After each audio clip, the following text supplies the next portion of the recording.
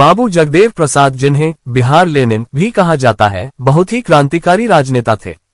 उनका जन्म बिहार के अरवल जिले पूर्व में गया जिले के कुर्था ब्लॉक के कुराहरी गांव में 2 फरवरी 1922 को हुआ था, जो बिहार की राजधानी पटना से लगभग 75 किलोमीटर दक्षिण पश्चिम में स्थित है। बिहार में जाति व्यवस्था के अनुसार उनका जन्म दांगी जाति में हुआ था, जो कुशवाहा मौर्य की उपजाति है। हेरिटेज टाइम्स 2018 और पिछड़ा वर्ग के अंतर्गत आती है। उनके दादा का नाम इंद्रजीत प्रसाद था। उनके के पिता का नाम प्रयाग नारायण कुशवाहा था और माता का नाम रासकली देवी था, जो एक सामान्य गृहिणी थी। प्रयाग नारायण कुशवाहा प्राथमिक विद्यालय में अध्यापक थे और उनकी कुल 4 संतानें थीं। 4 भाइयों बहनों में जगदेव बाबू सबसे बड़े थे। उनसे छोटी 2 बहनें और एक छोटे भाई वीरेंद्र कुशवाहा थे। उनका विवाह सत्यरंजना देवी के साथ हुआ था जब वो हाई स्कूल में पढ़ रहे थे। गरीब परिवार में जन्मे जगदेव प्रसाद का बचपन बहुत ही गरीबी में गुजरा था और जल्दी ही पिता की मृत्यु ने उन्हें और जिम्मेदार बना दिया। अपने घर के निकट प्राथमिक पाठशाला कुर्था से उन्होंने मिडिल स्कूल की पढ़ाई की और आगे की पढ़ाई के लिए जहानाबाद चले गए और वहीं केबीटी स्कूल जहानाबाद से वर्ष 1946 में मैट्रिक की परीक्षा पास की। शादी के उपरांत परिवार को छोड़कर महज 11 रुपये लेकर जगदेव बाबू पटना चल पड़े। जब वे पटना के गांधी मैदान में उदास बैठे थे, तभी उनकी मुलाकात बीएम कॉलेज पटना के एक माली से हुई। बातचीत के दौरान उनकी परेशानियों और गरीबी से द्रवित होकर माली ने उनका दाखिला बीएम कॉलेज पटना में करवा दिया और आधी फीस भी माफ करवा दी। इस तरह उन्होंने पटना विश्वविद्यालय से वर्ष 1948 में स्नातक की परीक्षा पास की। पटना विश्वविद्यालय से ही उन्होंने वर्ष 1950 में इकोनॉमिक्स अर्थशास्त्र में परास्नातक पोस्ट ग्रेजुएट डिग्री हासिल की। जगदेव बाबू ने पटना में पढ़ाई के दौरान बहुत कष्ट झेले। आर्थिक तंगी के साथ घरेलू झंझावतों ने भी उनकी परीक्षा ली, फिर भी वो अपनी पढ़ाई में लगे रहे। वे चपरासी क्वार्टर के बरामदे में रहे और बच्चों को ट्यूशन पढ़ाकर अपना अध्ययन जारी रखा और इसी दौरान उनका परिचय हॉस्टल में रहने वाले चंद्रदेव प्रसाद वर्मा से हुआ, जो उन्हें अपने साथ छात्रावास के कमरे में रखे। जगदेव बाबू को विभिन्न विचारकों को पढ़ने, जानने, सुनने के लिए उत्साहित किया। जगदेव बाबू बचपन से ही निडर और विद्रोही स्वभाव के थे। एक बार जगदेव बाबू जब नए और अच्छे कपड़े पहनकर स्कूल गए थे तो कुछ सवर्ण लड़के उनकी हंसी उड़ाने लगे और उन्हें भला बुरा कहने लगे, जिससे उन्हें बहुत क्रोध आया। गुस्से में आकर उन्होंने उन लड़कों की पिटाई कर दी और उनकी आंखों में धूल झोंक दिए, जिसके कारण उनके पिता को जुर्माना भरना पड़ा और माफी भी मांगनी पड़ी। एक और बचपन की घटना है। एक बार उनके स्कूल के अध्यापक ने बिना किसी गलती के ही उन्हें थप्पड़ मार दिया था और भला बुरा कह दिया। इससे वे बहुत दुखी रहने लगे।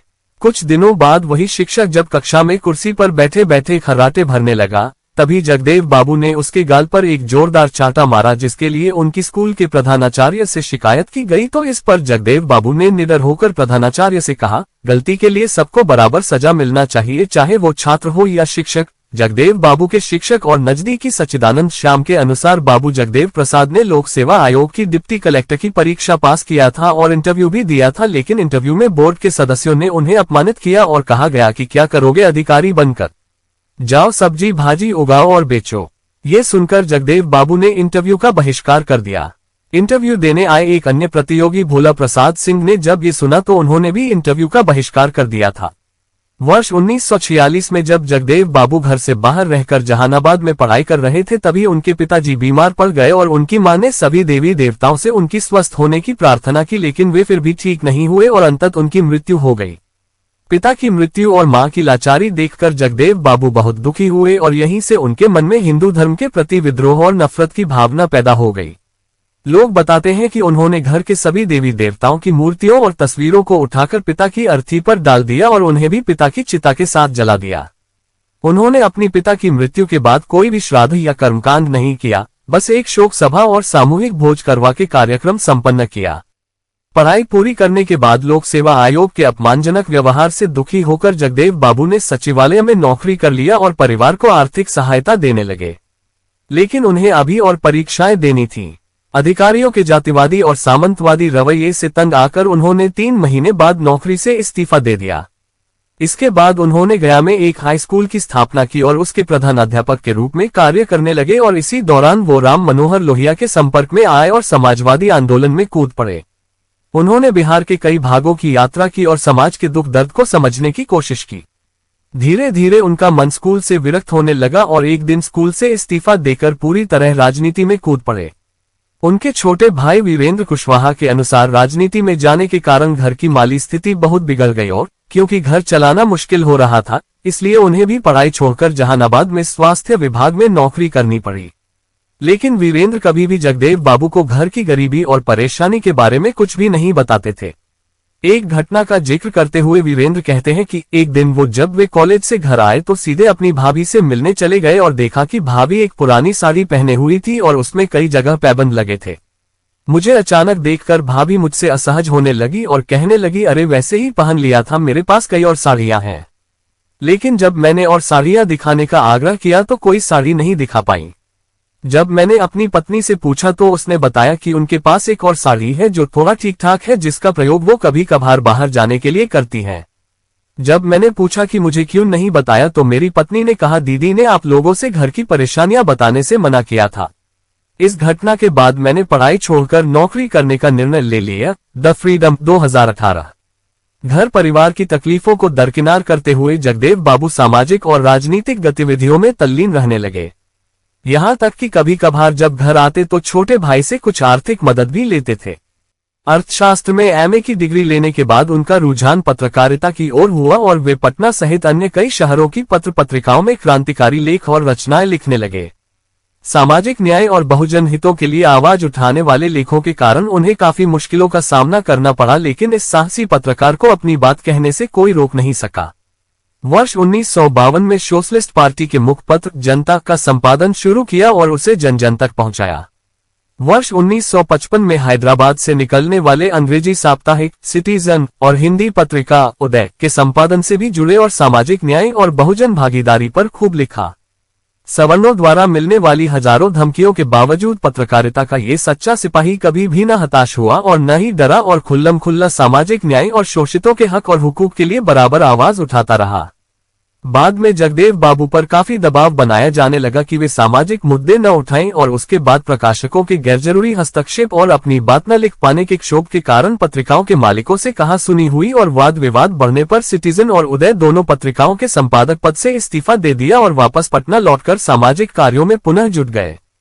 हैदराबाद से वापस आते ही जगदेव बाबू समाजवादी आंदोलन का हिस्सा बन गए और बिहार के सामाजिक आंदोलनों में बढ़ चढ़कर हिस्सा लेने लगे।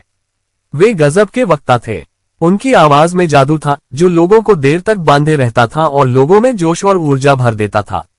बिहार में उसी समय समाजवाद के दो स्तंभ उभरे थे, एक थे जयप्रकाश नारायण और दूसरे राम मनोहर लोहिया।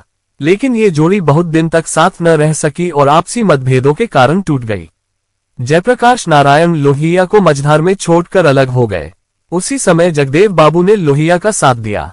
बिहार की राजनीति में प्रजातंत्र को स्थायी रूप से स्थापित करने के लिए उन्होंने सामाजिक सांस्कृतिक क्रांति की जरूरत महसूस की और मानववादी रामस्वरूप वर्मा द्वारा स्थापित अर्जक संघ स्थापना 1 जून 1968 में शामिल हो गए। अर्जक संघ सभी धार्मिक सांस्कृतिक कर्मकांडों के लिए ब्राह्मण धर्म के बरक्स एक समांतर व्यवस्था थी। जगदेव बाबू ने कहा था कि अर्जक संघ के सिद्धांतों के द्वारा ही ब्राह्मणवाद को खत्म किया जा सकता है और सांस्कृतिक परिवर्तन कर मानववाद स्थापित किया जा सकता है। उन्होंने आचार, विचार, व्यवहार और संस्कार को अर्जक विधि से मनाने पर बल दिया। जब जगदेव बाबू ने 1960-70 के दशक में सामाजिक क्रांति का बिगुल फूंका था तो उन्होंने कहा था कि यदि आपके घर में आपके ही बच्चे या सगे संबंधी की मौत हो गई हो, किंतु यदि पड़ोस में ब्राह्मणवाद विरोधी कोई सभा चल रही हो तो पहले उसमें शामिल हो। अब आप खुद सोचिए कि उनमें ब्राह्मणवाद को मिटाने के लिए किस हद तक दीवानगी थी। इन्हें जगदेव बाबू को बिहार लेनिन उपाधि हजारीबाग जिला में पेटरवार तेनुघाट में एक महतो सभा में वहीं के लखन लाल महतो मुखिया एवं किसान नेता ने अभिनंदन करते हुए दी थी। Heritage times 2018। जगदेव बाबू ने राम मनोहर लोहिया के साथ मिलकर सोशलिस्ट पार्टी को मजबूत बनाया और उसे एक नया संगठनात्मक ढांचा दिया और लाखों लोगों को सामाजिक विचारधारा से जोड़ा और सामाजिक आंदोलन को बिहार के घर घर तक पहुंचा दिया। वर्ष 1957 में उन्हें सोशलिस्ट पार्टी से विक्रमगंज लोकसभा सासाराम से लोकसभा का टिकट मिला, लेकिन वे उस चुनाव में सफल नहीं हो सके और काफी बड़े अंतर से चुनाव हार गए। एक बार वर्ष 1962 में उन्होंने फिर से किस्मत आजमाई और अपनी घरेलू सीट कुर्था से विधानसभा का चुनाव लड़ा, लेकिन वहां पर भी हार का सामना करना पड़ा। पैसे न होने के कारण वे टमटम और साइकिल से चुनाव प्रचार करते थे। उनके प्रयासों से वर्ष 1966 में राम मनोहर लोहिया की सोशलिस्ट पार्टी और जयप्रकाश नारायण और जेबी कृपलानी की प्रजा सोशलिस्ट पार्टी का विलय हुआ और एक नई पार्टी संयुक्त सोशलिस्ट पार्टी का गठन हुआ। जुझारू जगदेव बाबू एक बार फिर से इस नई पार्टी के उम्मीदवार बने और कुर्था सीट से 1967 में विधानसभा का चुनाव जीतने में सफल हुए। इस तरह उनके प्रयासों से पहली बार बिहार राज्य में गैर कांग्रेसी सरकार बनी और 5 मार्च 1967 महामाया प्रसाद सिन्हा मुख्यमंत्री बने। बाद में पार्टी की नीतियों तथा विचारधारा के मसले पर उनकी राम मनोहर लोहिया से अनबन हुई और जगदेव बाबू ने संयुक्त सोशलिस्ट पार्टी को छोड़ दिया और दिनांक 25 अगस्त 1967 को पटना के अंजुमन इस्लामिया हाल में एक नए राजनीतिक दल शोषित दल का गठन किया, जिसमें बीपी मंडल भी उनके साथ थे।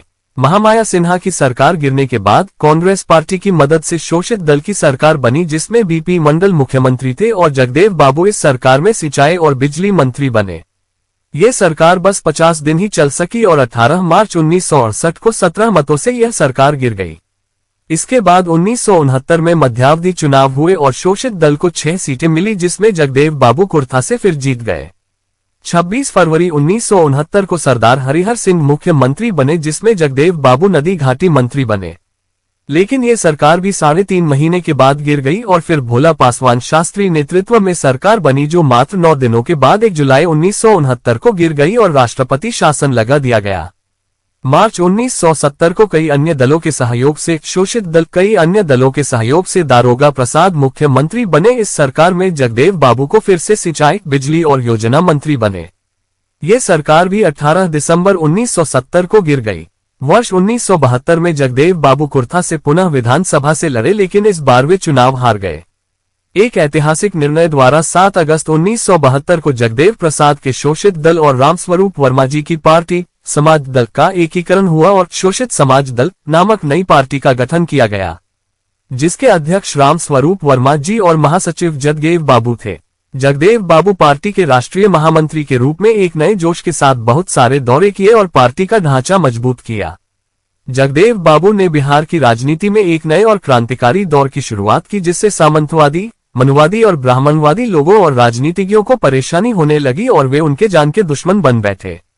जगदेव बाबू ने कांग्रेस की तानाशाही सरकार के खिलाफ हो रहे छात्र आंदोलन को जन आंदोलन का रूप देने के लिए मई 1974 को 6 सूत्री मांगों को लेकर पूरे बिहार में घूम घूमकर सैकड़ों जनसभाएं की।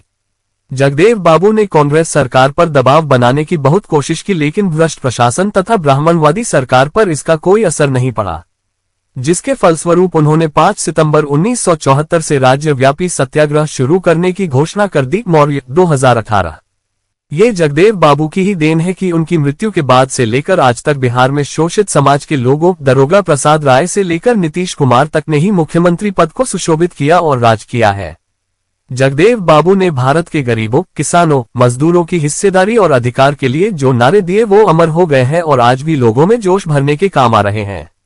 आइए उनके द्वारा लिखे कुछ नारों को देखते हैं। सवर्णों की औरतों को खेतों में काम करने के संदर्भ में अगला सावन भादों में, गोरी कलाई कादों में सामाजिक भागीदारी और प्रतिनिधित्व के संदर्भ में 10 का शासन 90 पर, नहीं चलेगा नहीं चलेगा, 100 में 90 शोषित है, 90 भाग हमारा है, धन धरती और राजपाट में 90 भाग हमारा है, शिक्षा, स्वास्थ्य और राजनीति के महत्व के संदर्भ में, पढ़ो लिखो, भैंस पालो, अखाड़ा खोदो और राजनीति करो।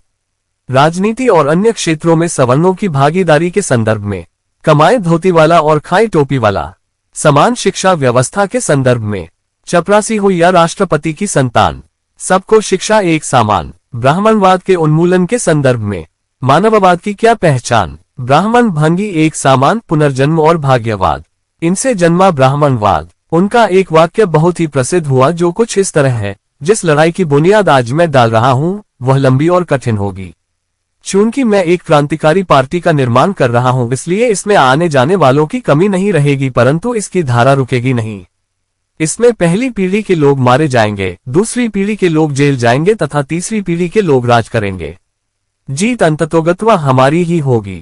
बाबू जगदेव प्रसाद एक ऐसा नाम था जिसने 60 और 70 के दशक में पूरे बिहार को हिलाकर रख दिया था, जिनका जमीनी नारा था बहुजनों पर अल्पजनों का शासन नहीं चलेगा। इसी बात को लेकर उनकी हत्या कर दी गई थी, या यूं कहें कि सत्ताधारी सवर्ण राजनीति उनका कत्ल कार्य दिया।